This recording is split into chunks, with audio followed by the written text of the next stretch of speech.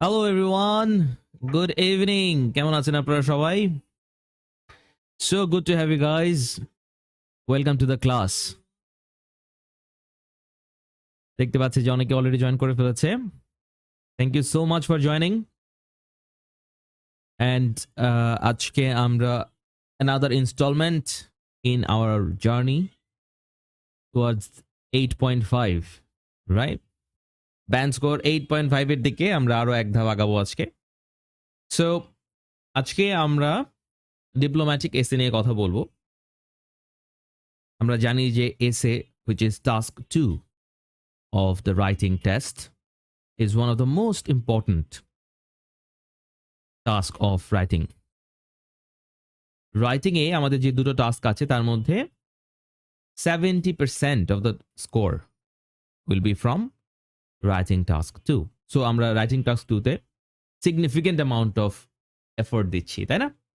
So আমরা writing task 2 তে যে এসে গুলো করেছি তার মধ্যে একটা এসে হচ্ছে ডিপ্লোম্যাটিক এসে। ডিপ্লোম্যাটিক এসে কাকে বলে, কিভাবে আমরা ডিপ্লোম্যাটিক এসেটাকে চিনতে পারি, একটু পরে সেটা আমি আবার আপনাদেরকে বলবো। তো ডিপ্লোম্যাটিক এসেতে যে টোনটা আমরা ফলো করি সেটা হচ্ছে a balanced tone. This is very important, balanced.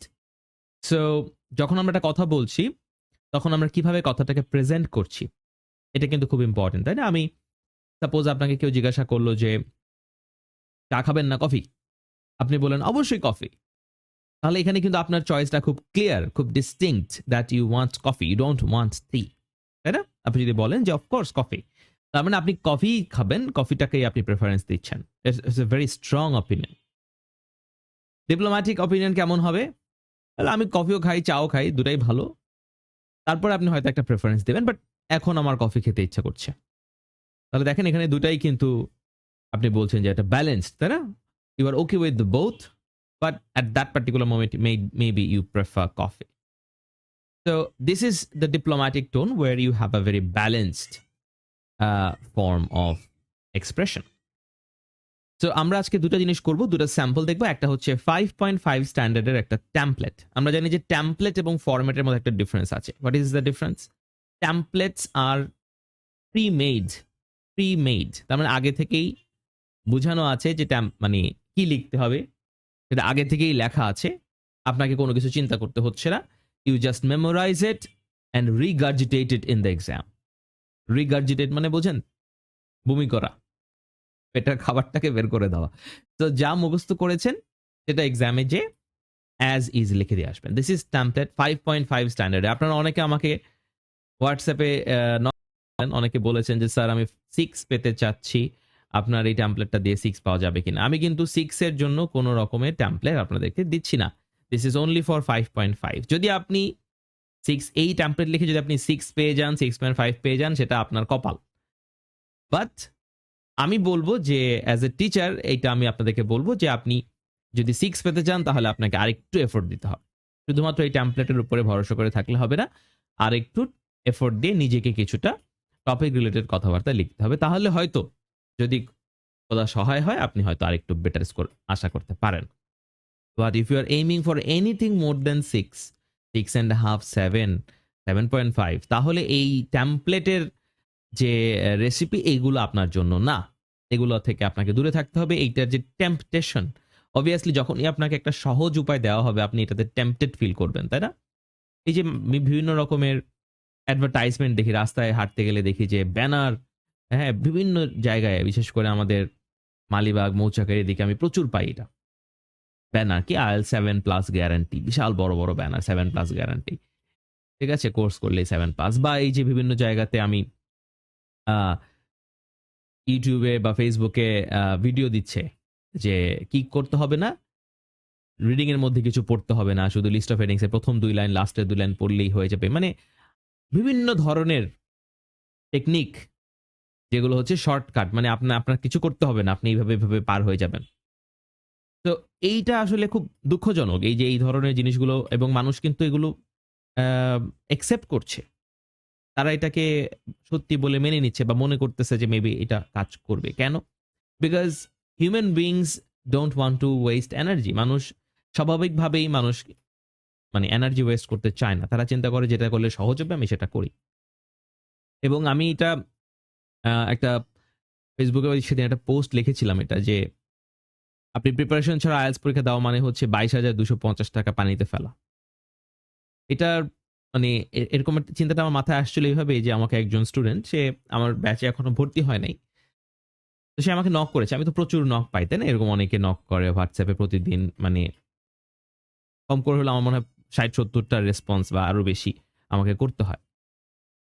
তারপরে পেজ মডারেটররা তো আছেই, তারাও করে। সো ওখানে এই কথাটা ছিল এরকম যে স্যার আমি রেজিস্ট্রেশন করে ফেলছি আইএলটিএস এর জন্য এবং আমার এখন বাসাতে যখন আমি টেস্ট দিচ্ছি তখন আমার স্কোর আসতেছে 3.5, 3.5। কিন্তু পরীক্ষার রেজিস্ট্রেশন করে ফেলছে, পরীক্ষা দিবে। এখন এটার পেছনে কারণটা কি? অনেকে মনে করে যে আমি হয়তো পরীক্ষা দিলেই হয়ে যাবে। এটার অনেকগুলো রিজন আছে। অনেকে মনে করে যে পরীক্ষা দিলেই হয়তো 6, 6.5 পেয়ে যাব। উমুকে 6 পেয়েছে, ও তো কিছুই পড়ে নাই। ও কি আমার চেয়ে ভালো নাকি?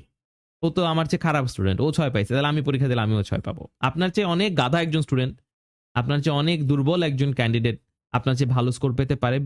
মেবি বিকজ সে আপনার চেয়ে বেশি হার্ড ওয়ার্ক করেছে। আপনি তো সেটা জানেন না, তাই না?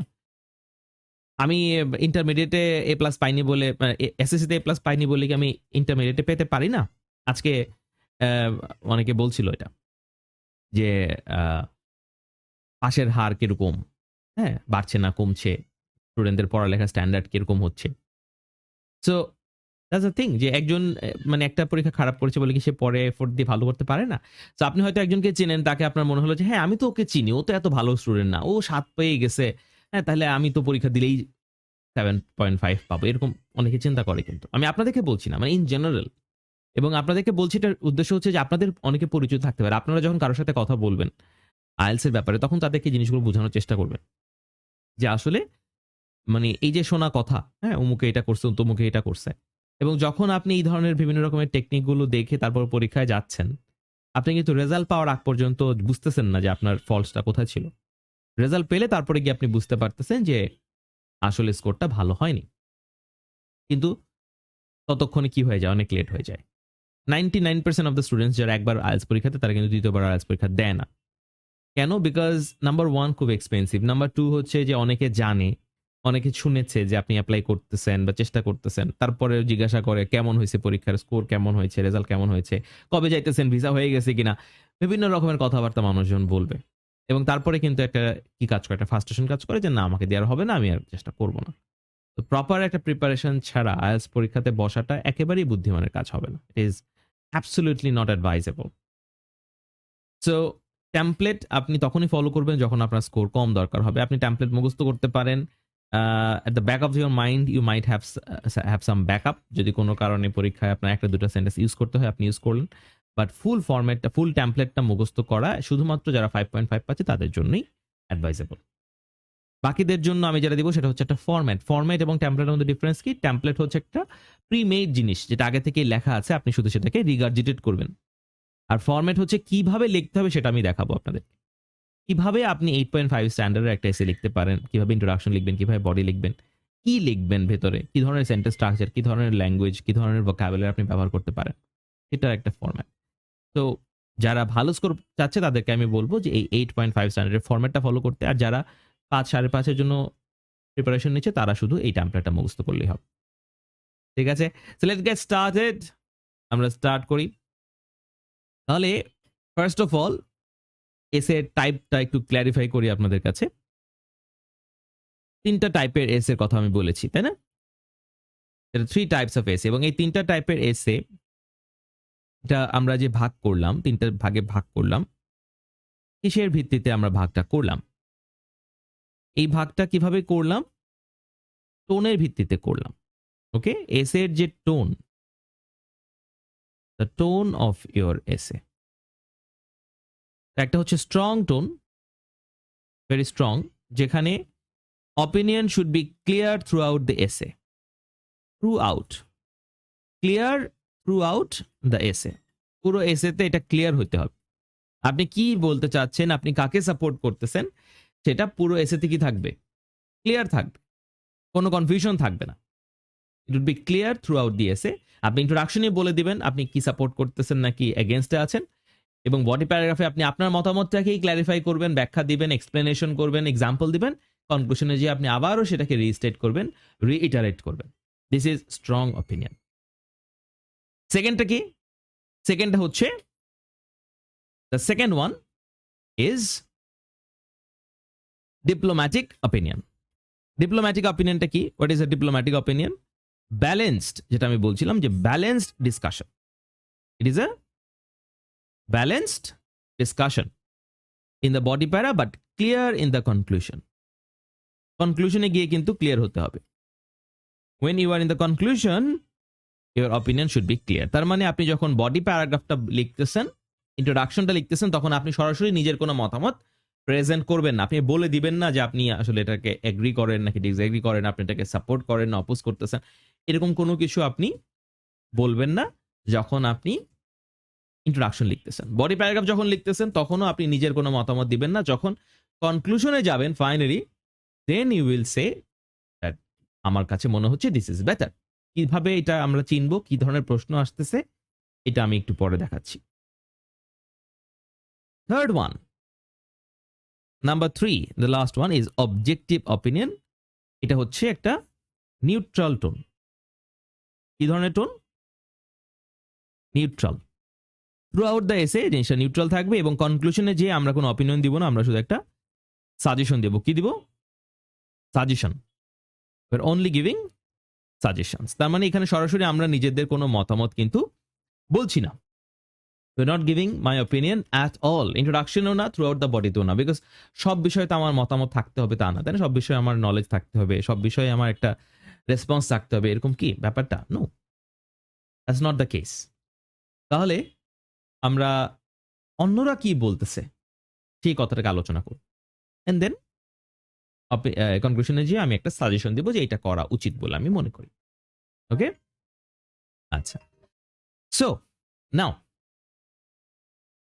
ডিপ্লোম্যাটিক এসে আমরা কিভাবে চিনবো? হাউ টু আইডেন্টিফাই ডিপ্লোম্যাটিক এসে। কিভাবে আমরা ডিপ্লোম্যাটিক এসেকে আইডেন্টিফিকেশন করব? দেখেন, ডিপ্লোম্যাটিক এসে আইডেন্টিফিকেশন করার জন্য আমি এখানে দুটো প্রশ্ন লিখেছি। Only 2 questions are written here. এই দুটো প্রশ্ন যদি এক্সামে আসে, আপনারা ডিপ্লোম্যাটিক এসেটাকে আইডেন্টিফাই করতে পারবেন। The first one, discuss both views and give your opinion. যদি এই প্রশ্নটা লেখা থাকে তাহলে আপনারা বুঝে যাবেন যে এটা হলো ডিপ্লোম্যাটিক এসে। আরেকটা হচ্ছে do the advantages outweigh the drawbacks. Now this one can be a bit tricky. এই পার্টিকুলার কোশ্চেনটা একটু ট্রিকি। এখানে আপনারা যে শব্দটাকে ভালোভাবে খেয়াল করবেন সেটা হচ্ছে আউটওয়ে শব্দটা। আউটওয়ে শব্দটাকে আপনাকে খুব খেয়াল করতে হবে, কারণ দেখেন যখন আমরা অবজেক্টিভ এসে করতেছি, অবজেক্টিভ এসের মধ্যেও কিন্তু অ্যাডভান্টেজ এন্ড ডিসঅ্যাডভান্টেজ আসে। অবজেক্টিভ এসেতে কি আসে? যে what are the advantages and what are the disadvantages, মানে হোয়াট দিয়ে প্রশ্নটা আসতেছে। ডিপ্লোম্যাটিক এসেতে কিন্তু হোয়াট দিয়ে প্রশ্নটা আসে নাই। কি দিয়ে আসছে? ডু দিয়ে আসছে। Do the advantages outweigh the drawbacks. তাহলে যখন আপনি ডু দিয়ে কোনো প্রশ্ন করবেন তখন সেখানে ইয়েস নো আনসার করা যায়। ইয়েস নো এরকম একটা আনসার করা যায়। আউটওয়ে মানে কি? আউটওয়ে মানে হলো মোর দেন। আউটওয়ে মানে হলো মোর দেন। আপনারা কি আমার লেখা পড়তে পারছেন?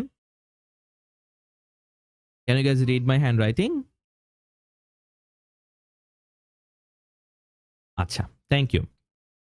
তাহলে do the advantages outweigh the drawbacks, এই প্রশ্নটা যখন আসতেছে তখন আপনি এক কথায় এটা আনসার করতে পারতেছেন। You can answer it in one word, yes or no.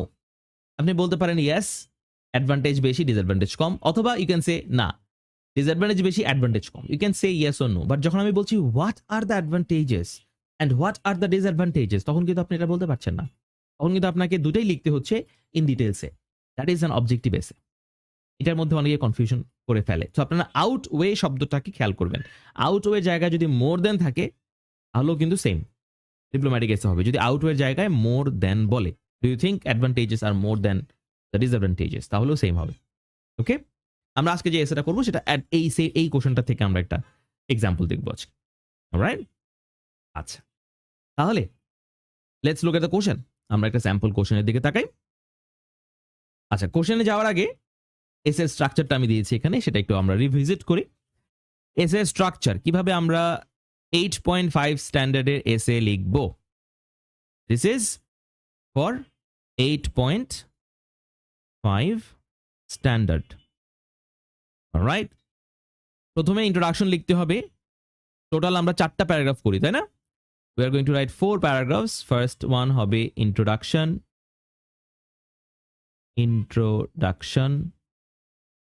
Second one হবে first body para. Third paraটা হবে second body para. And finally, we are going to write a conclusion. Okay? এই যে 4টা প্যারাগ্রাফ আমরা করব, introduction, first body প্যারা, second body প্যারা and conclusion. এই 4টা প্যারাগ্রাফে আমরা কি লিখব? ফার্স্ট ইন্ট্রোডাকশনে আমরা লিখব হচ্ছে 3T। 3T বলতে কি বোঝায়?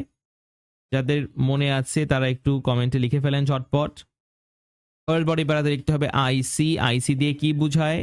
যাদের মনে আছে তারা একটু লিখে ফেলেন ঝটপট। Topic, tone, thesis. টপিকটাকে কি করতে হয়? প্যারাফ্রেজ করতে হয়। টোনটা কি হবে? ডিপ্লোম্যাটিক টোন হবে, ডিপ্লোম্যাটিক। থিসিস কি হবে? থিসিস মানে হলো পারপাস। এই এস এর পারপাস কি, সেটা হচ্ছে থিসিস। আইসি মানে কি? আইডিয়া। আইডিয়া কোথায় পাবো বলেন তো? আইডিয়া কোথায় পাবো আমরা? ব্রেন স্টর্ম করতে হবে, তাই না? রাইট। এসে কি হবে? সাপোর্ট। তারপর ইতে এক্সপ্লানেশন। আর লাস্টের এটাতে হচ্ছে এক্সাম্পল। রাইট? তাহলে আইডিয়াটা আমাকে কি করতে হবে? আইডিয়াটা আমাকে ব্রেন স্টর্মিং করতে হবে। Need to brainstorm some ideas. Brainstorm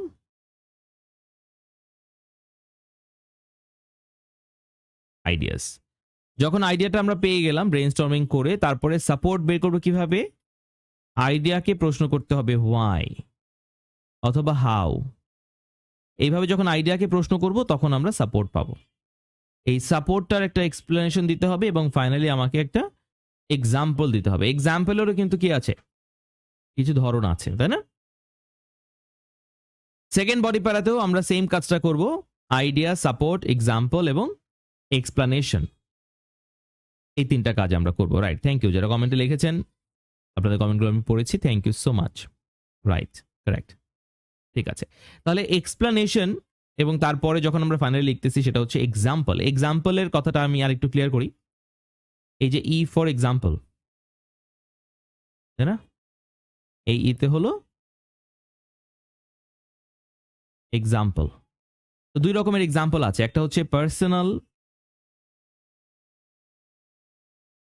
experience.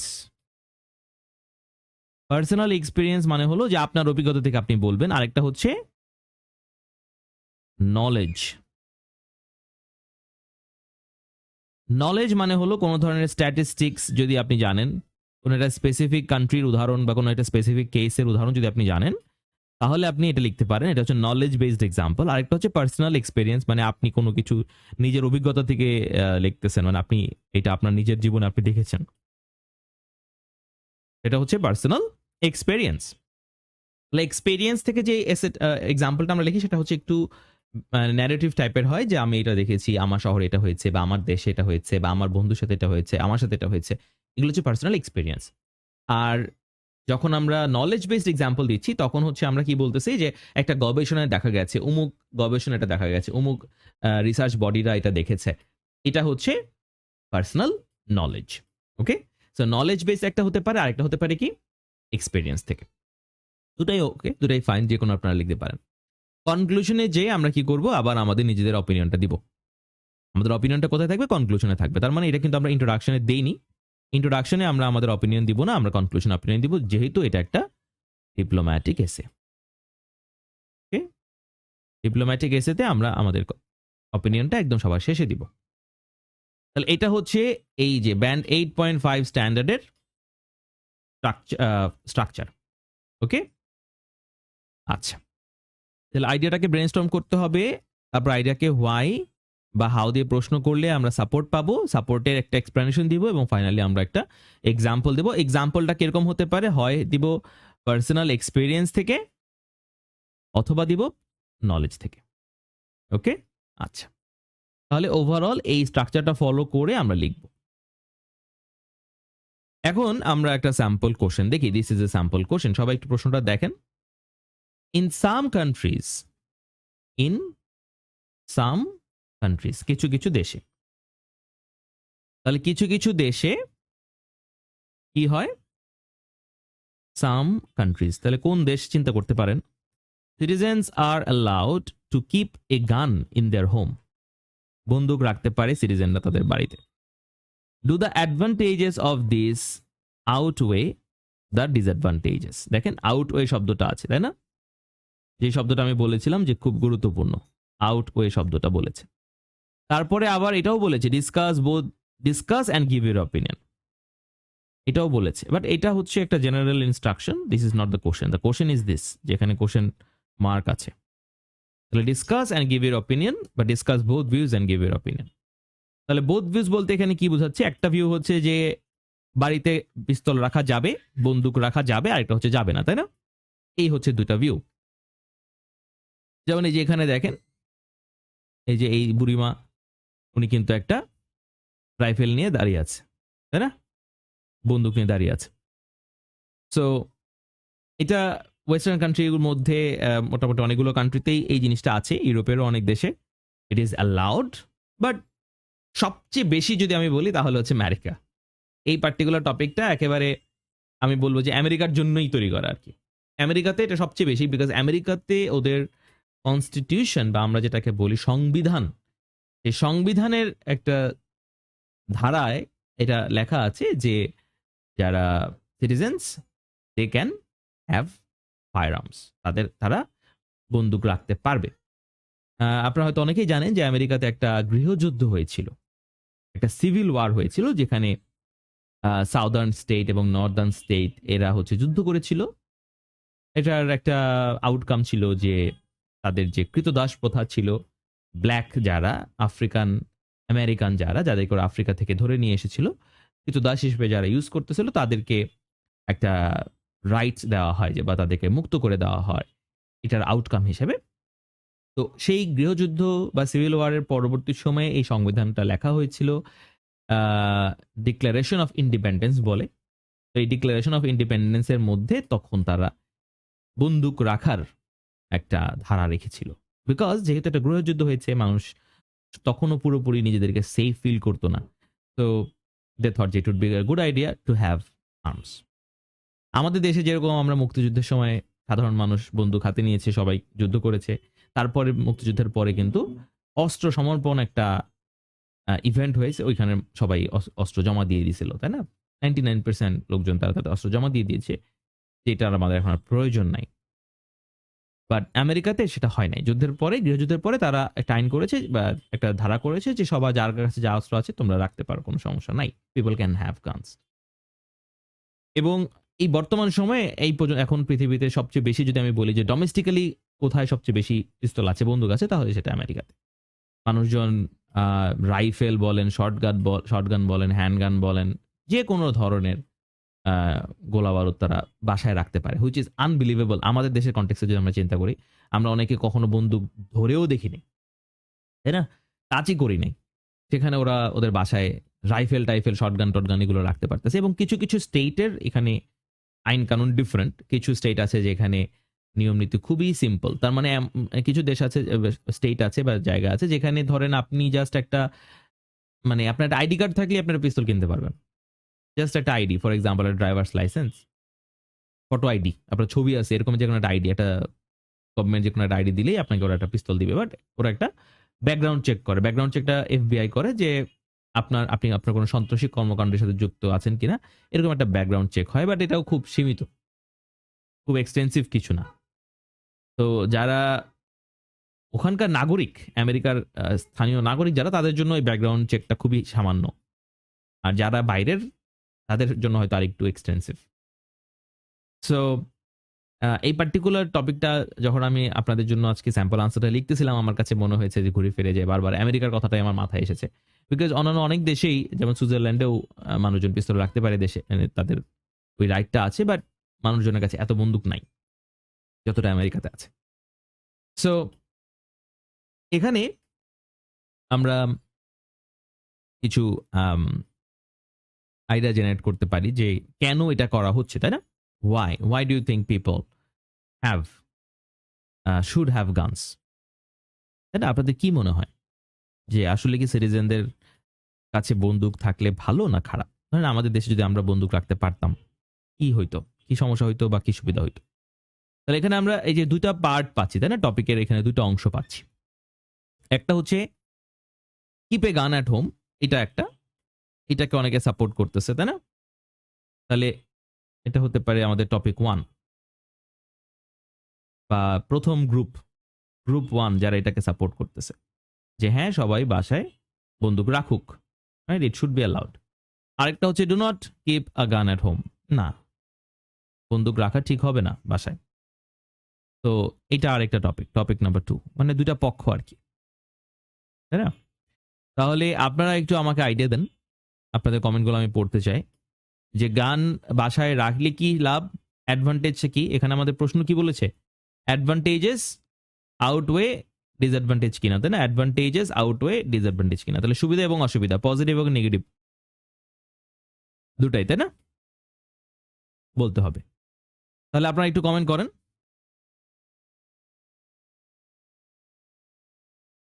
ওকে,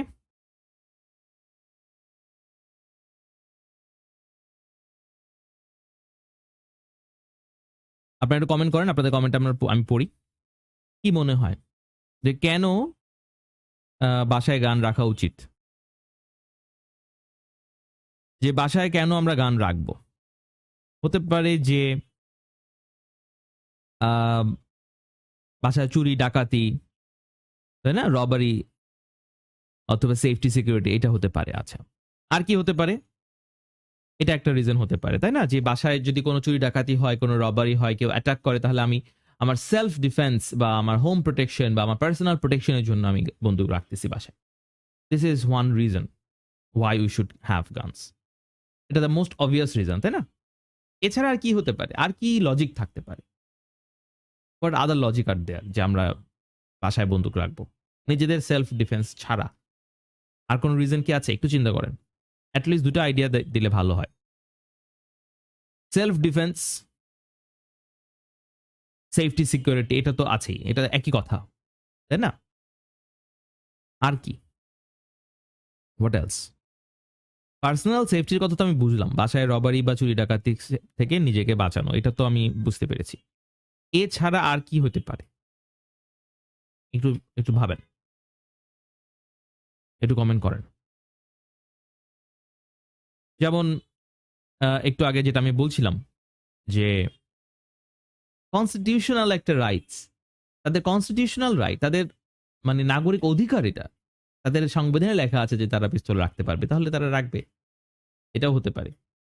আরেকটা যেটা হতে পারে যে আহ, সামগ্রিকভাবে ন্যাশনাল সিকিউরিটির একটা ব্যাপার আছে। অনেক দেশেই রিজার্ভ আর্মি বলে এটাকে, রিজার্ভ আর্মি মানুষজনকে একটা ট্রেনিং দেয়। যে কোনো কারণে যদি আমার দেশে অন্য কেউ আক্রমণ করে, তাহলে আমার দেশের নাগরিকরা, তাদের কি ওই ক্ষমতাটা আছে কিনা, তাদের সেই নলেজটা আছে কিনা যে তারা নিজেদেরকে ডেভেলপ করতে পারবে বা নিজেদেরকে ডিফেন্ড করতে পারবে। যেমন আমরা যখন মুক্তিযুদ্ধের সময় ইন্ডিয়াতে যেয়ে আমাদেরকে ট্রেনিং নিয়ে আসতে হয়েছে, তাই না? বাংলাদেশের মানুষ তারা ইন্ডিয়াতে গেছে, সেখানে তারা কিছুদিন ট্রেনিং নিয়েছে, নিয়ে তারপরে আবার তারা দেশে ফিরে যুদ্ধে অংশগ্রহণ করেছে। তো যদি এরকম হইতো যে দেশের মানুষের কাছে অস্ত্র আগে থেকেই ছিল, মানুষজন অস্ত্র চালাইতে পারে, তাদের অস্ত্রের ব্যাপারে ধারণা আছে, কিভাবে লোড করতে হয়, কিভাবে শুট করতে হয়, কিভাবে তাক করতে হয়, এগুলো তারা আগে থেকেই জানে, তাহলে কিন্তু তাদেরকে ওই ট্রেনিংটার দরকার হইতো না। কেউ আক্রমণ করলে সবাই নিজেদের অস্ত্র দিয়ে নেমে পড়তে পারতো, তাই না? তাহলে এটাও কিন্তু একটা ব্যাপার আছে। আমার পার্সোনাল সেফটির সাথে সাথে ন্যাশনাল সিকিউরিটির ইস্যুটাও আছে। যে আমার দেশের মানুষ সবার কাছে যদি বন্দুক থাকে, তাহলে কিন্তু কেউ আক্রমণ করলে সবাই কি করতে পারবে? ডিফেন্ড করতে পারবেন নিজের কান্ট্রিকে, নিজের স্বাধীনতাকে, তাই না? So people can defend their national security, defend their sovereignty against outside invasion if they have guns. এখন অসুবিধা কোথায়? বাসাতে রাখলে অসুবিধা কোথায়? এটা লেখেন। What is the problem? সবই তো ভালো ভালো দেখতেছি, তাই না? যে রবারি টবারি হলে সেটা আমরা ডিফেন্ড করতে পারবো। তাহলে হোয়াট ইজ দ্য প্রবলেম? রাখলেই হয়, তাহলে সবাইকে অনুমতি দিয়ে দিলেই হয়। একটু কমেন্টে লেখেন। রাইট? কেন আমরা বন্দুক রাখবো না বাসায়? আপনারা কমেন্ট করেন, আমি আপনাদের কমেন্টগুলো পড়ি। মিস ইউজ বা অপব্যবহার, তাই না? বন্দুক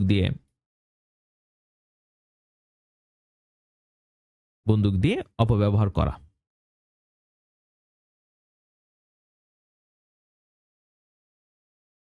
তারপর আর কি হতে পারে? ভায়োলেন্স, তাই না?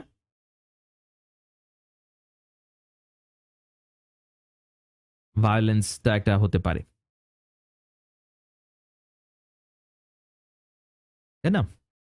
বাচ্চা কাচ্চা যারা আছে, বেবি, ইয়াং ইয়াং চিলড্রেন, বাসায় একটা বন্দুক আছে, ছোট বাচ্চারা বা টিনেজ যারা অত ভালো বুঝে না, তারা সেই বন্দুক দিয়ে কিন্তু বিভিন্ন রকমের ভায়োলেন্সে জড়িয়ে যেতে পারে, যেটা আমেরিকাতে খুবই বড় একটা ইস্যু এবং প্রায়ই আমরা নিউজে এটা দেখি যে স্কুল শুটিং, স্কুল শুটিং, বাচ্চারা বাসা থেকে কোনো একটা বন্দুক নিয়ে বা রাইফেল নিয়ে বা ইন্টারনেট থেকে বা বিভিন্ন জায়গা থেকে বেআইনিভাবে অস্ত্রগুলো কিনে, যেহেতু এখানে অ্যাভেলেবল অস্ত্র আছে, বেআইনিভাবে জিনিসটা কেনাও সহজ।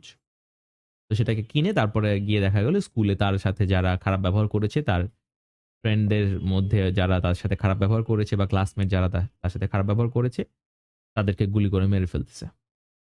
এবং এটা খুবই কমন একটা ঘটনা আমেরিকাতে, প্রায়ই ঘটতেছে। ইভেন কিছু কিছু স্কুলে আর্মড পুলিশ অফিসার থাকে, পুলিশ অফিসার আছে বন্দুক নিয়ে, ওখানে সে পাহারায় থাকে। আমাদের দেশে কখনো দেখেছেন কোন স্কুলে পুলিশ অফিসার থাকতে হইতেছে? সেদিন আমি দেখেছি একটা ইউটিউব ভিডিওতে, দেখেছি যে একটা স্কুলে ক্লাসরুমের মধ্যে তারা একটা মানে সেফটি রুম বানিয়েছে, একটা বুলেট প্রুফ ছোট রুম বানিয়েছে, যেখানে স্কুল শুটিং বা এই ধরনের কোনো ঘটনা ঘটলে বাচ্চারা গিয়ে লুকাতে পারবে। তাহলে চিন্তা করে দেখেন যে সিচুয়েশনটা কতটা খারাপ হয়েছে, যে তাদেরকে ওখানে গিয়ে লুকাতে হচ্ছে। আমাদের দেশে কিরকম কখনো দেখেছেন যে স্কুলের ভিতরে হচ্ছে না, তাই না? সো এটা একটা বিশাল issue, because when you have so much arm, firearms in circulation, things escalate quickly, তাই না? এখন হয়তো আমাদের দেশে ঝগড়াঝাটি হচ্ছে, মানুষজন হইচই করতেছে, হাতাহাতি করতেছে, খুব বেশি হলে একটু গালিগালাজ করতেছে, তারপরে শেষ, মাথা ঠান্ডা হয়ে যাচ্ছে।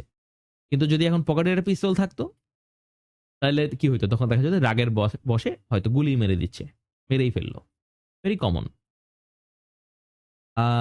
কিছুদিন আগে একটা ঘটনা দেখেছিলাম, বেশ কিছুদিন আগে, যে একজন বয়স্ক লোক আমেরিকাতেই, খুব বয়স্ক একজন লোক, 65-70 এরকম, সে বাসায় একা থাকে। তো সেখানে কিছু একজন একটা ছোট ছেলে এসছে, 9 বছর বা 10 বছর, একটা ব্ল্যাক আফ্রিকান আমেরিকান একটা ছেলে তার উঠানে এসছে কোনো একটা কারণে।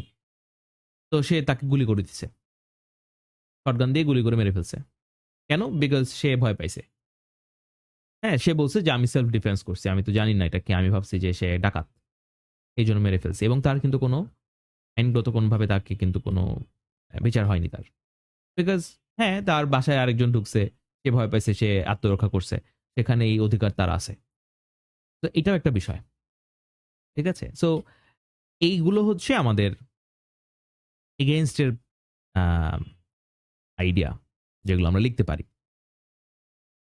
তাহলে আমরা আইডিয়াগুলোকে আবার একটু এক নজরে দেখি। একটা আমি দিয়েছি এখানে, হোম সেফটি, যে রবারি বা এরকম কোনো ক্ষেত্রে আমরা নিজেদেরকে সেভ করতে পারি। আরেকটা বলেছি ন্যাশনাল সিকিউরিটি, ন্যাশনাল সিকিউরিটি, যখন দেশে কোনো যুদ্ধ হচ্ছে তখন সেটাকে ডিফেন্ড করা যাচ্ছে। আরেকটা কি বলেছি? আরেকটা বলেছি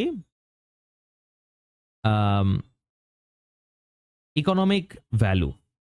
ইকোনমিক ভ্যালু মানে হলো যে যখন দেশের মধ্যে এরকম সেল হচ্ছে, অনেক অস্ত্র সেল হচ্ছে, এটা কিন্তু একটা বড় ব্যবসা।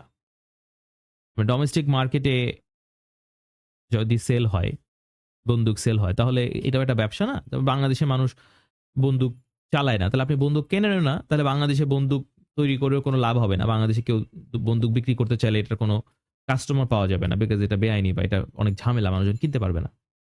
অ্যাভেলেবল হলে সবাই কিনতে পারতো। তাহলে এটা একটা huge business opportunity.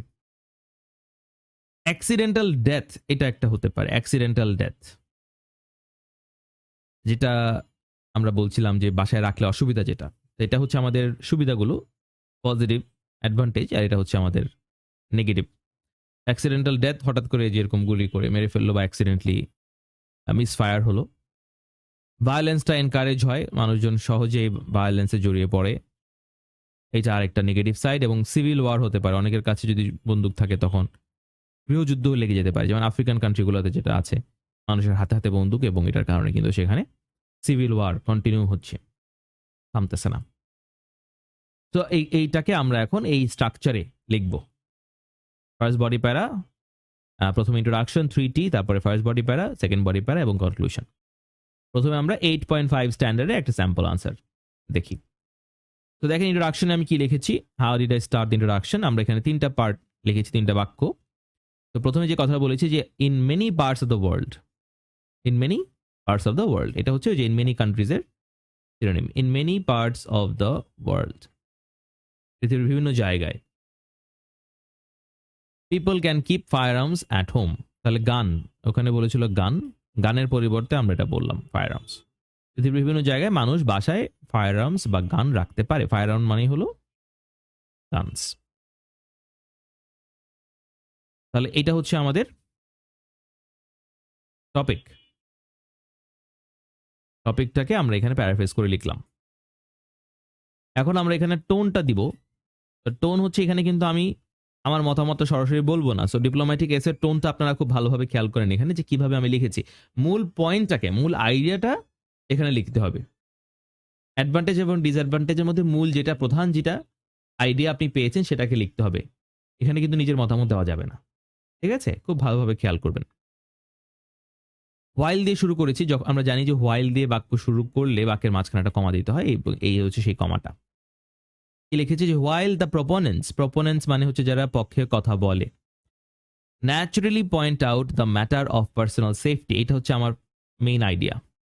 Personal safety, পক্ষে যারা আছে তারা পার্সোনাল সেফটির কথা বলছে, এটা হচ্ছে একটা আইডিয়া।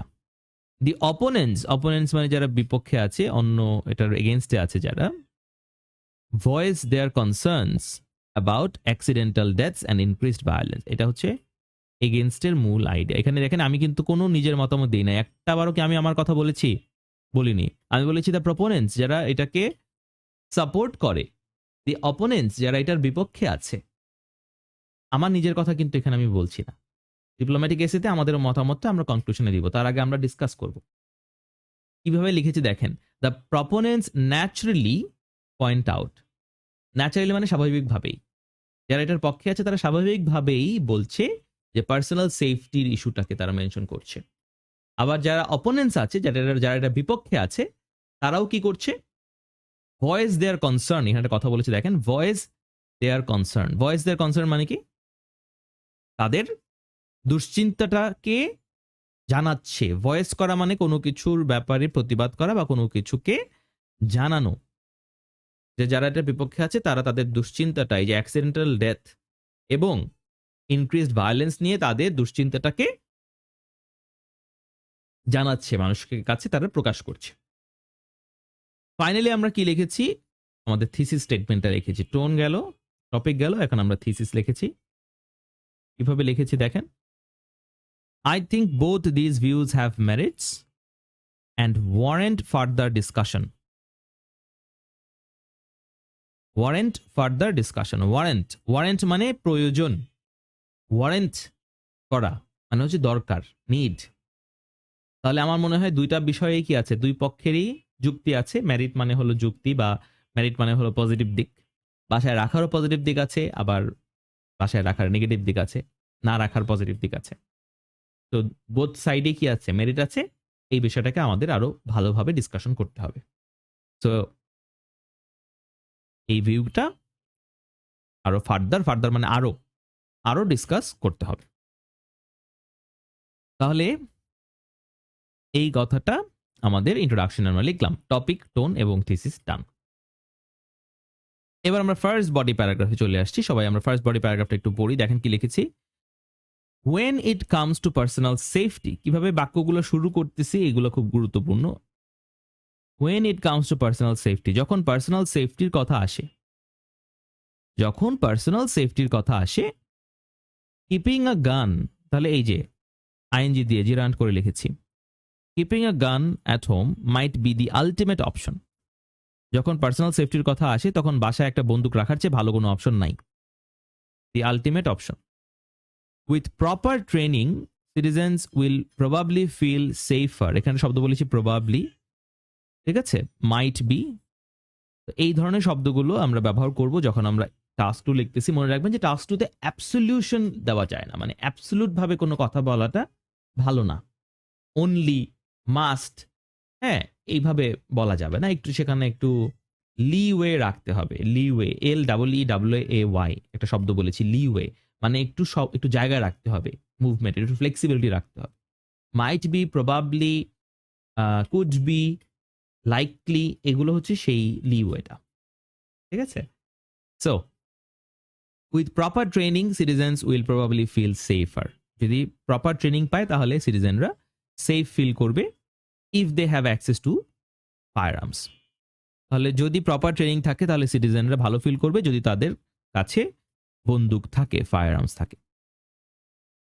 দিস অলসো, এই যে দিস কথাটা, এটা হচ্ছে একটা natural linking word, natural linker. This also brings us to the question of national security. এখান থেকে আমাদের কাছে ন্যাশনাল সিকিউরিটির প্রশ্নটা চলে আসে। This also brings us to the question of national security. Advocates argue that, যারা পক্ষে আছে তারা দাবি করতেছে যে in case of a terrorist attack, যদি কোনো টেররিস্ট অ্যাটাক হয়, or an all out war, all out war মানে হচ্ছে একেবারে টোটাল ওয়ার, কমপ্লিট যুদ্ধ, having more guns in domestic circulation, যদি দেশের অভ্যন্তরে, ডোমেস্টিক সার্কুলেশন মানে হচ্ছে কি বলেন, ডোমেস্টিক সার্কুলেশন মানে হচ্ছে দেশের অভ্যন্তরে এইটার চলতেছে, সার্কুলেশন মানে কোনো কিছু চলা, দেশের ভেতরে ঘুরতেছে, সার্কুলেট করতেছে অনেক বন্দুক। তাহলে যদি দেশের ভেতরে ডোমেস্টিক্যালি অনেক বন্দুক থাকে, মোর গানস থাকে, উড বোলস্টার ন্যাশনাল সিকিউরিটি। বোলস্টার, বোলস্টার মানে জোরালো করা, শক্তিশালী করা। ন্যাশনাল সিকিউরিটিটা কি হবে, জোরালো হবে, তাই না? এখন দেখেন যদি পাকিস্তান যদি জানতো 71 সালে যে প্রত্যেকের ঘরে ঘরে বন্দুক আছে, রাইফেল আছে, শটগান আছে, গুলি আছে, বারুদ আছে, তাই না, তাহলে কিন্তু এত সহজে আক্রমণ করতে সাহস পেত না, তাই না? 7 কোটি মানুষের বাসায় তো বন্দুক আছে, ঠিক আছে, 5 কোটি মানুষের কাছে বন্দুক আছে, ভেরি ডিফিকাল্ট, তাই না, to come and just shoot you and kill you. তো কিছুটা হলো ডিফেন্ড করবেন, ডেফিনেটলি তখন কি হবে, ন্যাশনাল সিকিউরিটির ব্যাপারটা চলে আসবে। আচ্ছা, তাহলে এখানে যে কথাটা বলেছে যে it will bolster national security. They say it will allow people to fend for themselves. Fend for themselves. Fend for. Fend for মানে হলো ডিফেন্ড। ডিফেন্ডের আরেকটা সিনোনিম হচ্ছে ফেন্ড। ফেন্ড মানে ডিফেন্ড করা। তারা নিজেদেরকে রক্ষা করতে পারবে। One should also consider, আমাদেরকে এটাও কনসিডার করতে হবে, the economic value in this. Economic ভ্যালুটা, ওই যে market. In the USA for example, এখানে আমি একটা এক্সাম্পল দিয়েছি। This is the example. In USA, for example, the domestic firearm market is a multi-billion-dollar industry, according to the National Rifle Association বা NRA. NRA হচ্ছে আমেরিকার one of the largest gun lobbyist. তাহলে এখানে আমরা যদি দেখি যে প্রথমে আমরা আইডিয়া দিয়েছি, আইডিয়াটা কি ছিল, যে হোম সেফটি বা পার্সোনাল সেফটির কথা বলেছিলাম, তাই না? পার্সোনাল সেফটি, এই পার্সোনাল সেফটির কথা থেকে আমরা বললাম যে এটার সাপোর্ট কি দিলাম, যে কেন তারা এটা পার্সোনাল সেফটিতে হেল্প করবে, সেটাতে আমরা একটা সাপোর্ট দিলাম যে এটা যদি মানুষের কাছে ট্রেনিং থাকে এবং বন্দুক থাকে তাহলে তারা সেফ ফিল করবে। এটা হচ্ছে সেটার সাপোর্ট। এবার এটা একটা মানে এক্সপ্লানেশন দিয়েছি। কি এক্সপ্লানেশন দিয়েছি? যে এই যে যদি কোনো টেররিস্ট অ্যাটাক হয় তাহলে বা কোনো যুদ্ধ হয় তাহলে মানুষ নিজেদেরকে রক্ষা করতে পারবে। They can fend for themselves. কোনো টেররিস্ট অ্যাটাক বা কোনো যুদ্ধ হলে মানুষ নিজেদেরকে রক্ষা করতে পারবে। এবং ফাইনালি এখানে একটা এক্সাম্পল দিয়েছি। কার এক্সাম্পল? অবভিয়াসলি এখানে সবচেয়ে ভালো যে ক্যান্ডিডেট সেটা হচ্ছে America, the United states of America. এখানে কিন্তু এটা মনে রাখবেন যে আমেরিকার আগে সবসময় দি বসে, দা বসে। এটা কিন্তু সব দেশের আগে বসে না। আমেরিকা, ইউকে এবং কিছু কিছু দেশ আছে যেখানে অনেকগুলো দ্বীপ রাষ্ট্র, সেগুলো আগে দি বসে, দ্য মালদ্বীপস এরকম। এখানে উদাহরণ দিয়েছি, ফর এক্সাম্পল দিয়েছি যে ডোমেস্টিক মার্কেটে সেখানে এটা $1 বিলিয়ন ইন্ডাস্ট্রি এটা, সো এটাও একটা ইকোনমিক ভ্যালু। ওকে, এটার একটা উদাহরণ। তাহলে আমরা ফার্স্ট বডি প্যারাগ্রাফে কি করলাম, মানে কেন বাসায় বন্দুক রাখবো এটার পজিটিভ জিনিসটা বললাম, তাই না, অ্যাডভান্টেজ গুলো বললাম। এবার সেকেন্ড বডি প্যারাগ্রাফে এটা আমরা এটার নেগেটিভ অ্যাসপেক্টটা বলবো। নেগেটিভ কি কি বলেছিলাম? ওই যে একটা হচ্ছে অ্যাক্সিডেন্টাল ডেথ, আর একটা হচ্ছে ওভারঅল ভায়োলেন্সটা অনেক বেড়ে যাওয়া, এটা বলবো। আইসি, আইডিয়া, সাপোর্ট, এক্সপ্লানেশন, এক্সাম্পল। ঠিক আছে, ওকে। তাহলে এখানে আমরা যে এক্সাম্পলটা দিয়েছি এটা হচ্ছে একটা নলেজ বেসড এক্সাম্পল, তাই না? আমাকে এখানে ন্যাশনাল রাইফেল অ্যাসোসিয়েশনের নামটা না জানলে তো এই এক্সাম্পলটা আমি দিতে পারতাম না। তো এটা আমার নলেজে ছিল বলে আমি দিতে পেরেছি। এটা হচ্ছে একটা নলেজ বেসড এক্সাম্পল। আপনারা চাইলে পার্সোনাল এক্সপিরিয়েন্স থেকেও দিতে পারেন। পার্সোনাল এক্সপিরিয়েন্স থেকে আপনারা বানিয়ে বানিয়ে দিবেন। আপনাদের তো আর বন্দুকের কোনো এক্সপিরিয়েন্স নাই, তাই না? আচ্ছা, সেকেন্ড প্যারাগ্রাফে কি লিখেছি? সেকেন্ড বডি প্যারাগ্রাফে দেখেন, দোজ হু কন্টেন্ট, যারা এটা বিরোধিতা করছে, কন্টেন্ট দিস প্রপোজিশন, যারা এই আইডিয়াটার, এই প্রপোজিশনটার বিরোধিতা করছে, ডু সো। এই ডু সো কথাটার মানে কি? যে এই কারণে করে যে, ফর টু প্রাইমারি রিজনস, তারা দুইটা মূল কারণে, দুইটা প্রধান কারণে মানুষজন এটা বিরোধিতা করতেছে। বাসায় বন্দুক রাখার বিরোধিতা করতেছে মানুষ দুইটা প্রধান কারণে। কি কি সেই কারণ? একটা হচ্ছে accidental incidents of accidental death, আর একটা হচ্ছে গান ভায়োলেন্স। যে দুটা আইডিয়া আমরা আইডেন্টিফাই করেছিলাম। কিপিং আ গান অ্যাট হোম, দেখেন আবারও জিরান সেন্টেন্স লিখেছি। কিপিং আ গান at home leads to many tragic accidents. বাসায় বন্দুক রাখলে অনেক রকমের ট্র্যাজিক বা দুর্ভাগ্যজনক দুর্ঘটনা ঘটতে পারে, স্পেশালি ইনভলভিং চিলড্রেন, বিশেষ করে বাচ্চাদের সাথে। ইনভলভিং চিলড্রেন, এই দুর্ঘটনাগুলো বাচ্চাদের সাথে ঘটে বেশি। এক্সপার্টস সে দ্যাট, দেখেন এখানে কিন্তু আমরা কোথাও আমাদের মতামত দিচ্ছি না, তাই না? প্রথম প্যারাগ্রাফে দেখেন কোথাও কি আই থিঙ্ক কথাটা আছে? আই থিঙ্ক আমার নিজের মতামত আছে? নাই। মাই অপিনিয়ন এখানে কি আছে? এখানে আছে? এখানে একবারও আমি কোথাও লিখেছি যেটা আমার অপিনিয়ন? নো, একবারও লিখিনি। তাহলে সেকেন্ড বডি প্যারাতেও কিন্তু আমরা নিজেদের মতামত দিচ্ছি না। আমরা বলতেছি যে যারা এটার বিরোধিতা করে তারা কি বলছে, সেটা কন্টেন্ট যারা করতেছে তাদের কথাটা বলছি, এক্সপার্টদের কথা বলছি। Expert say that in order to safely own and use a firearm, যদি আপনি একটা ফায়ার আর্ম সেফলি ওন করতে চান এবং ব্যবহার করতে চান, one needs many hours of supervised training, আপনাকে অনেক ঘন্টা প্র্যাকটিস করতে হবে। বিদেশে, আমেরিকাতে এবং অন্যান্য অনেক কান্ট্রিতেই গান রেঞ্জ আছে, খোলা মাঠ বা অনেক বড় একটা জায়গা বা একটা ইনডোর স্পেসেও আছে যেখানে আপনি টার্গেট প্র্যাকটিস করতে পারবেন। বন্দুক কিভাবে পরিষ্কার করতে হয়, কিভাবে অ্যাসেম্বল করতে হয়, কিভাবে খুলতে হয়, কিভাবে জোড়া লাগাইতে হয়, সেগুলো শিখতে পারবেন। বিভিন্ন রকমের সেফটি ইনস্ট্রাকশন, কিভাবে ধরতে হবে, কিভাবে রাখতে হবে, এই জিনিসগুলো আপনাকে শেখানো হবে। তো আপনি একটা ট্রেনিং নেবেন ওখানে কিভাবে বন্দুকটা ইউজ করতে হবে। তো সুপারভাইজ ট্রেনিং দরকার হয়, মেনি আওয়ার্স, অনেক ঘন্টা। হাউএভার মোস্ট গান ওনার্স ডু নট ফলো, বেশিরভাগ যাদের বন্দুক আছে তারা এই অ্যাডভাইসটা ফলো করে না, জাস্ট বন্দুক কিনে বাসায় রেখে দেয়। Ultimately put everyone in harms way, এটা একটা ফ্রেজ, ইন হার্মস ওয়ে, বিপদের মুখে ফেলে দেয়, রাইট? কারণ আপনি যদি বন্দুকটা চালানোর ট্রেনিং না নেন তাহলে বিপদে পড়লে বা অনেক একটা স্ট্রেসফুল সিচুয়েশনে আপনি সেটা কন্ট্রোল করতে পারবেন না। অনেকটা গাড়ি চালানোর মতো। ফাঁকা রাস্তায় গাড়ি সবাই চালাইতে পারবে, ফাঁকা মাঠের মধ্যে গাড়ি সবাই চালাইতে পারবে। কিন্তু যদি একটা অ্যাক্সিডেন্ট থেকে বের হয়ে আসতে হয়, যে একটা অ্যাক্সিডেন্ট হয়ে যাচ্ছিল, একটা স্ট্রেসফুল সিচুয়েশন, আপনি গাড়িটাকে কন্ট্রোল করেছেন, সেটা কিন্তু সবাই পারবে না। এটা এক্সপেরিয়েন্সড ড্রাইভাররা পারবে, যাদের ভালো অভিজ্ঞতা আছে তারা এটা পারবে, কিন্তু আপনি হঠাৎ করে এটা পারবো না। আচ্ছা, তারপরে কি বলছে? নট টু মেনশন, এটা একটা cohesive device. Not to mention owning a gun may escalate violence. ভায়োলেন্সকে বাড়িয়ে দেয়, এসকেলেট মানে বৃদ্ধি করা। তাহলে owning a gun may escalate violence in society, as has been observed in some countries where citizens have the right to own a gun. As has been observed, যেমনটা দেখা গেছে। As has been observed মানে হলো যেমনটা দেখা গেছে।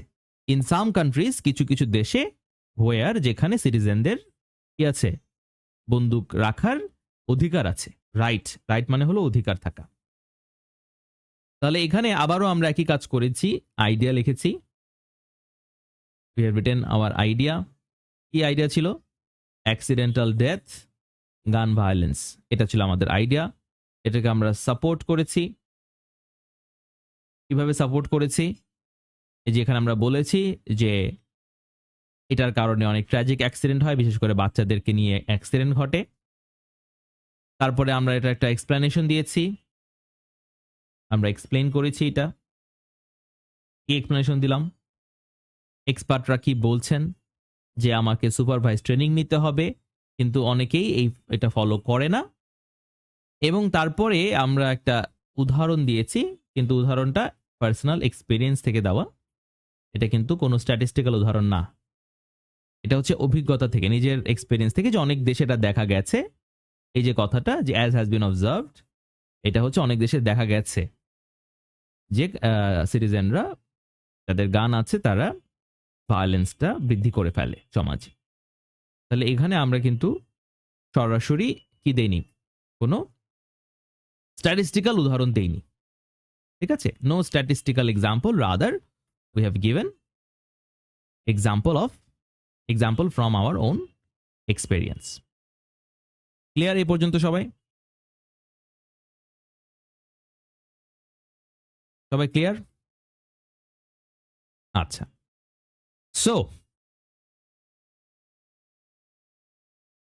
দেখি আপনাদের কমেন্টগুলো একটু পড়ে আসি। Let me read your comments. Right, alright. তাহলে এখন আমরা কনক্লুশনে চলে যাচ্ছি। Now we are going to conclusion. আমরা কনক্লুশনে চলে যাচ্ছি। Let's go to the conclusion. So কনক্লুশনে আমরা একটা কথা লিখেছি, দেখেন কি লিখেছি ইন দ্য কনক্লুশন। যে টু কনক্লুড, উপসংহারে, to conclude I would say that, আমি বলবো যে to conclude I would say that. এখন এসে ফাইনালি কনক্লুশনে এসে আমরা কি করতেছি? আমাদের নিজেদের মতামতটা দিচ্ছি, তাই না? আই উড সে দ্যাট, এই যে আই উড সে দ্যাট কথাটা আমরা বললাম, আই উড সে দ্যাট, এইটা হলো কি? মাই অপিনিয়ন, এইটা হলো আমার অপিনিয়ন। ওকে, তাহলে আমরা কি বললাম? যে to conclude I would say that keeping a gun at home might seem like a safe option, but, এই যে বাট দিয়ে আমরা কথাটা চেঞ্জ করে দিলাম, উইদাউট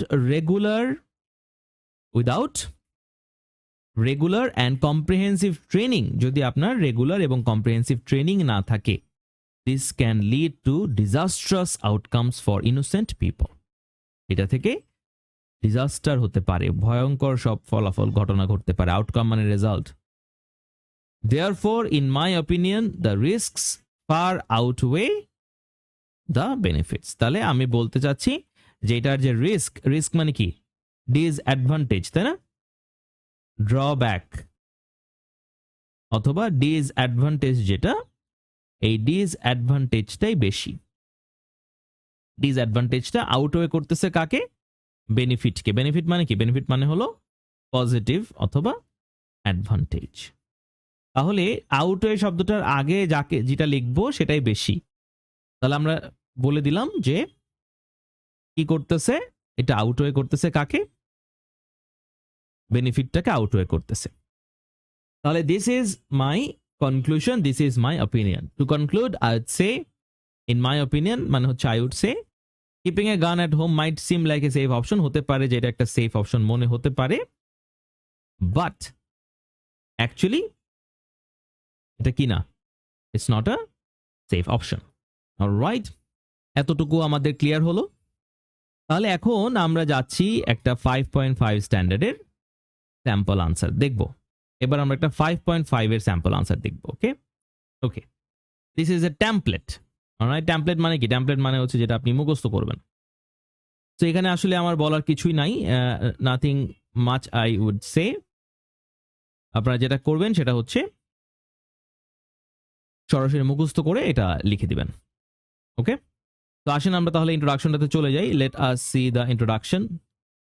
এখানে আপনারা যেটা করবেন সিম্পলি জাস্ট এটা মেমোরাইজ করবেন। ইন্ট্রোডাকশন কি লেখা আছে দেখেন। While some say topic 1, অনেকে বলে টপিক 1, মানে টপিক 1 বলতে যেটা আমরা একটু আগে দেখে আসলাম, তাই না, যে বাসায় গান রাখা যাবে, টপিক 1। যদিও অনেকে বলে যে বাসায় গান রাখা ভালো, while some say keeping gun at home is necessary, others think dash, অন্যরা কি ভাবতেছে সেটা টপিক 2, যে we should not keep guns at home. Clearly the discussion has divided public opinion. স্বাভাবিকভাবেই ক্লিয়ারলি বোঝা যাচ্ছে যে এটা কি করেছে, পাবলিক অপিনিয়নকে ডিভাইড করে ফেলেছে। Alright, divided public opinion. In this essay I am going to discuss both these views before documenting my opinion. এই এসেতে আমি দুটো জিনিসই আলোচনা করব আমার অপিনিয়নটা বলার আগে। In this essay I am going to discuss both these views before documenting my opinion. এই এসেতে আমি দুটো বিষয়কে আলোচনা করব আমার নিজের কথাটাকে বলার আগে, মাই অপিনিয়নটা বলার আগে। এটা হচ্ছে আপনারা মুখস্থ করবেন। This is for 5.5। Clear so far? So এখানে কিন্তু কোনো কিছু মুখস্থ মানে চিন্তা ভাবনা করার কিছু নাই, জাস্ট মুখস্থ করে লিখে দিবেন। ফার্স্ট বডি প্যারা কি লিখেছি যে so what drives people to support topic 1, কেন মানুষজন এটাকে ওই যে বাসায় বন্দুক রাখাকে সাপোর্ট করতেছে। সাম আর্গু দ্যাট ফার্স্ট আইডিয়া, এটা আপনাদেরকে লিখতে হবে, ফার্স্ট আইডিয়াটা লিখতে হবে। ওই যে আমরা কি বলেছিলাম যে পার্সোনাল সেফটি, তাই না? If you look around for example it can be seen why it is such a key element in this discussion. Besides, second idea কি ছিল? economic value cannot be ignored as well. The general consensus is that it helps to make a better society in the long run.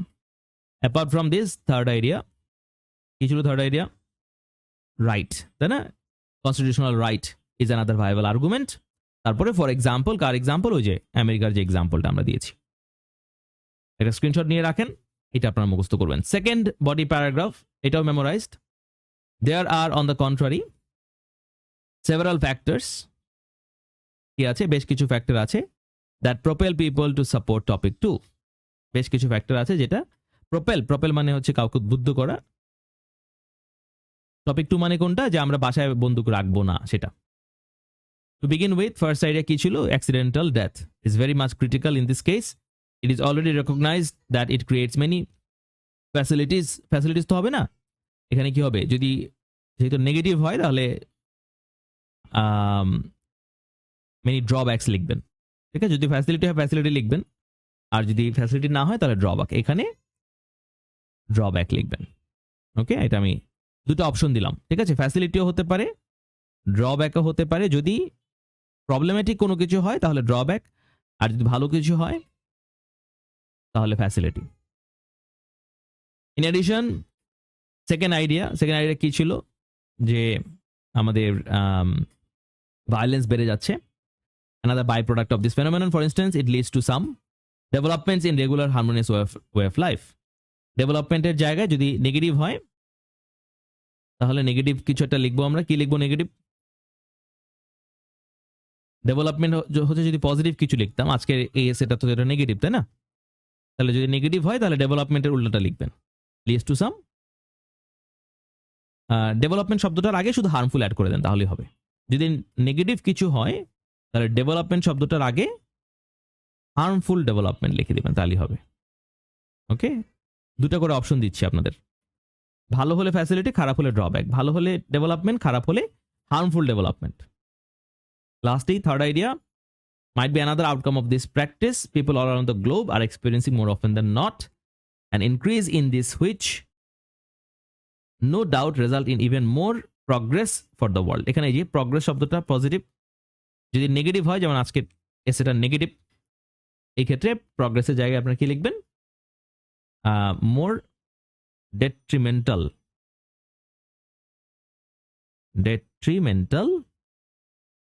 effects, okay, for the world. তাহলে তিনটা option কিন্তু এখানে, facility অথবা drawback, এটা আপনারা oblique দিয়ে লিখবেন, facilities অথবা ড্রব্যাক। যদি ভালো কিছু নিয়ে লেখেন তাহলে ফ্যাসিলিটি, খারাপ হলে ড্রব্যাক। এখানে ডেভেলপমেন্ট অবলিক হার্মফুল ডেভেলপমেন্ট, ভালো হলে ডেভেলপমেন্ট, খারাপ হলে হার্মফুল ডেভেলপমেন্ট। আর লাস্টে এখানে প্রগ্রেস অথবা ডেট্রিমেন্টাল ইফেক্ট, ভালো হলে প্রগ্রেস, খারাপ হলে ডেট্রিমেন্টাল ইফেক্ট। ওকে, এই তিনটা কাজ আপনাদেরকে করতে হবে। তাহলে আইডিয়াগুলোকে বসাতে হবে আর টপিকের জায়গায় টপিকের কথাটা বসাতে হবে, এই হচ্ছে আমাদের কাজ। এছাড়া বাকি যা আছে সব মুখস্থ লিখতে পারবেন। কনক্লুশনে এসে আর তেমন কিছুই করার নাই, জাস্ট এখানে টপিক 1 আর টপিক 2 যদি যেটা সাপোর্ট করেন সেটাকে লিখবেন। To conclude, it is clear that, উপসংহারে এটা ক্লিয়ারলি বোঝা যাচ্ছে যে everything else in the world, like everything else in the world, পৃথিবীর অন্যান্য সবকিছুর মতোই, both of these have pros and cons. However, I think topic 1 or topic 2 is better for everyone in the long run. তাহলে যদি আপনি বাসায় বন্দুক রাখাটাকে ভালো মনে করেন, I think keeping a gun is better for everyone in the long run. যদি খারাপ মনে করেন, I think not keeping a gun at home is better for everyone in the long run. ঠিক আছে? তাহলে টপিক 1 এবং টপিক 2 যেটা আমি একদম শুরুতে আপনাদেরকে দেখিয়েছিলাম, একদম শুরুতে এই যে এখানে, মনে আছে কিনা? টপিক 1 এবং টপিক 2 যেটা দেখিয়েছি একদম শুরুতে, এইটা আপনারা এখানে এসে বলবেন। তাহলে কনক্লুশনটা লিখলে আপনাদের এইটা একটা 5.5 স্ট্যান্ডার্ডের স্যাম্পল হবে। অলরাইট, তাহলে এই পর্যন্তই ছিল আজকে 5.5 স্ট্যান্ডার্ডের যে টেমপ্লেটটা দিলাম, এখানে কিন্তু কিছু মডিফিকেশন করেছি। আমি যে স্যাম্পল আনসারটা লিখেছি, যে টেমপ্লেটটা লিখেছি তার মধ্যে কিছু মডিফিকেশন এখানে করেছি। আপনারা এটাকে আরেকবার ফ্রেশ করে লিখবেন। যেভাবে লিখেছি স্যাম্পল আনসারটা, এটা মুখস্থ করবেন। মুখস্থের মধ্যে কোনো গ্যাপ রাখা যাবে না, এক্স্যাক্টলি যেভাবে আমরা ক্লাসে আমি লিখে দিয়েছি এইভাবেই লিখতে হবে, মেমোরাইজ করে ফেলতে হবে, শব্দ, বানান, এভরিথিং। অলরাইট, এবং চেষ্টা করবেন 10 মিনিট 15 মিনিটের মধ্যে জিনিসটাকে পুরোটা লেখার প্র্যাকটিস করতে, যাতে করে আপনি একটু নিজে ডেভেলপমেন্ট করার, আবার আপনার একটু ব্রেন স্টর্মিং করার বা আইডিয়াগুলো বের করার জন্য এবং রিভিশন করার জন্য যেন কিছু সময় থাকে। তাহলে দেখা হবে ইনশাল্লাহ আপনাদের সাথে নেক্সট ক্লাসে। আল্লাহ হাফেজ। If you have any questions, feel free to put it in the comments, কমেন্টসে লিখে দিবেন এবং আমি সেটা রেসপন্ড করবো। সবাই ভালো থাকবেন। আল্লাহ হাফেজ।